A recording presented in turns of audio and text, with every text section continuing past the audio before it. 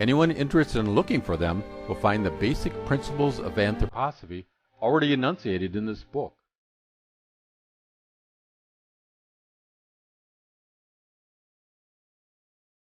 It takes no great effort of will to observe and then think about one's observations. It takes energy to engage in the activity of sense-free thinking. People have to be shown how to get beyond merely poetical, artistic imagination to creative, moral imagination. The content of the philosophy of freedom is not contrived or the results of mystical superstition, but rather in the strictest sense the result of introspective observation verifiable by others.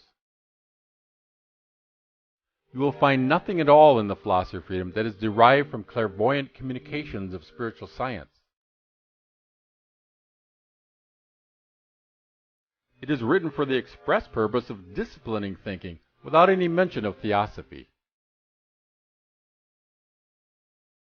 In the first decade of the 19th century, August Urbeck got word that there were intimate circles in which Rudolf Steiner gave special esoteric training to those admitted to them. So he asked his teacher whether he too might be allowed to attend. He received the astonishing reply, "You don't need to. You have understood my philosophy of freedom." Those who had no desire to undertake the uncomfortable and demanding pursuit of clear thinking were little attracted to the direction taken by the philosophy of freedom. Too many seeking experience in all sorts of unclear paths, nebulous, mystical approaches, attached themselves to what anthroposophy was trying to achieve in clarity. This group of people attracted the attention of a lot of ill-disposed persons who now attack what people with whom I have no connection whatsoever have been saying. But in these attacks they attribute to me what these vague mystics have produced as their own twisted version of something intended to meet the urgent needs of our modern culture. What is needed is the brightest clarity in everything that has to do with thinking, not vague mysticism. The proper study of this book gives the reader an inner attitude that enables him to stand entirely on his own feet in relating to anthroposophy. It teaches her to present it on her own authority rather than on that of someone else.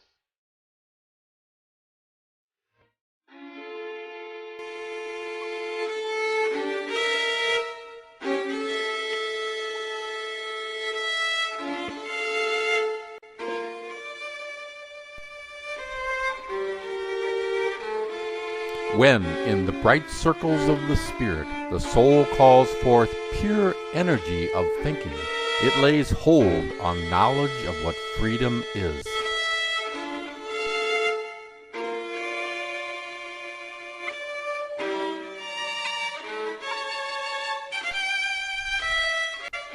When, entering fully in life, free, conscious man shapes reality from willing, then freedom is made living fact.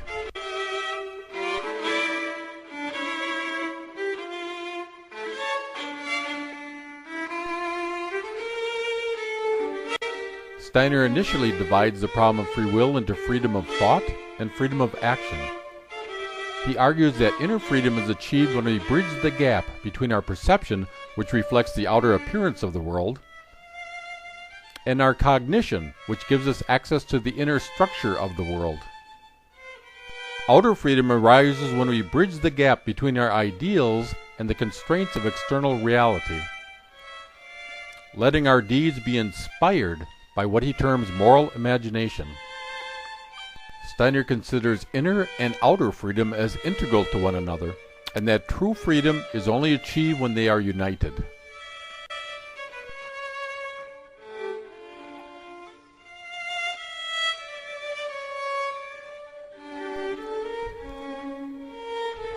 My book addresses itself mainly to the question of how philosophy, as an art, deals with the subject of human freedom, what the nature of freedom really is, and whether we already possess it or can develop it.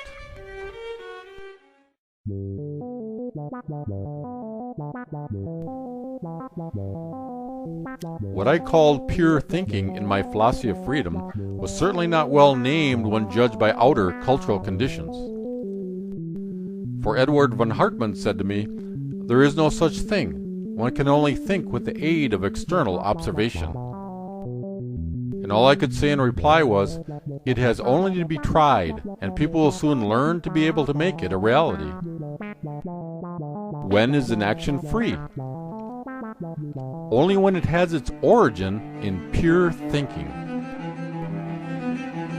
The philosophy of freedom is a path, a method leading to the actual experience of a thinking detached from the body-soul makeup.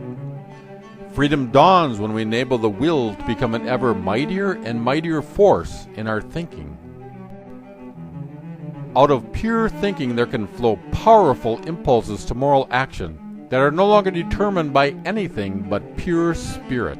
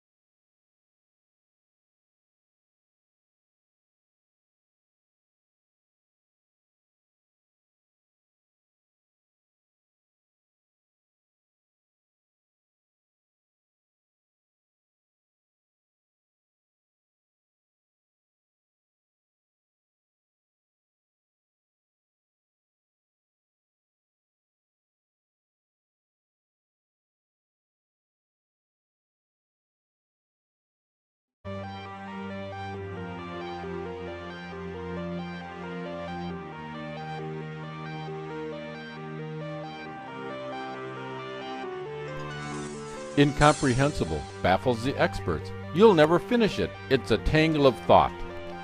These are the comments on the disappointing experience of readers when Rudolf Steiner first published The Philosophy of Freedom in 1894. Back in the 1890s, when the book was published, people hadn't the least idea what to do with it. It was as though Europeans had been given the book in Chinese and couldn't understand a thing it said. Readers often stop reading the book soon after they begin it, for the simple reason they would like to read it as they do any other book. Other popular books are read in a chaise lounge, letting thought pictures pass in review before one's mind. In The Philosophy of Freedom, readers have to keep shaking themselves to avoid being put to sleep by the thoughts they encounter. One has to try with all one's human strength to activate one's inner being to bring one's whole thinking into motion. The least honest are those who read The Philosophy of Freedom as they would any other book and then flatter themselves that they have really taken in the thoughts it contains. They've kept on reading strings of words without anything coming out of it that might be likened to the striking of steel on flint. Now, what kind of reader approach did The Philosophy of Freedom count on? It had to assume a special way of reading. It expected the reader, as they read, to undergo the sort of inner experience that, in an external sense, is really like waking up out of sleep in the morning. The primary purpose of my book is to serve as thought training. Training in the sense that the special way of both thinking and entertaining these thoughts is such as to bring the soul life of the reader into motion in somewhat the way that gymnasts exercise their limbs. The reading of The Philosophy of Freedom should not be a mere reading. It should be an experiencing with inner shocks, tensions, and resolutions.